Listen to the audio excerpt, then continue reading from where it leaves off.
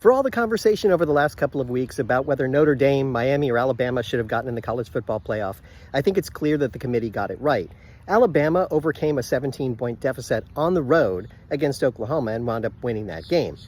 And then Miami went into College Station and totally dominated Texas A&M from end to end. I don't think there's any question that Miami's defense took over that game and really won the game for them. The offensive lineman for Texas A&M was talking about how great he was and how amazing this team was and how they were going to just neutralize Miami's threat from the defensive ends. And then Ruben Bain came out and had 4 tackles and 3 sacks and a number of other pressures that allowed other people to have sacks. And Miami totally dominated, and the final score was 10-3, and Miami only scored the 1 touchdown. But yeah, Texas A&M had gone out and scored 37 points on average, if I'm not mistaken, and had only been held to under 30 twice.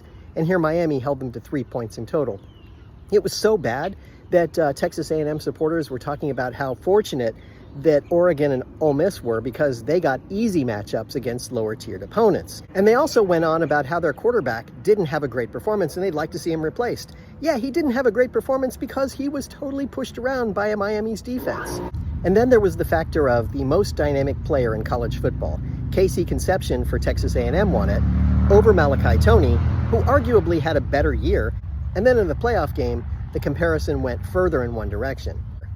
And at the end of the game, it was great. Michael Irvin consults with the University of Miami team, and he's very emotive when he stands on the sideline and gets into the game.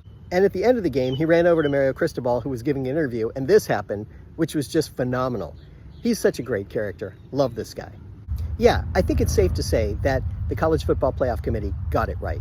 And Miami and Alabama really did belong there. If you're going to make the case that Notre Dame should have been in the College Football Playoff, you should likewise make the argument that the other 5 schools, the non-Power 4 conferences, shouldn't be there either.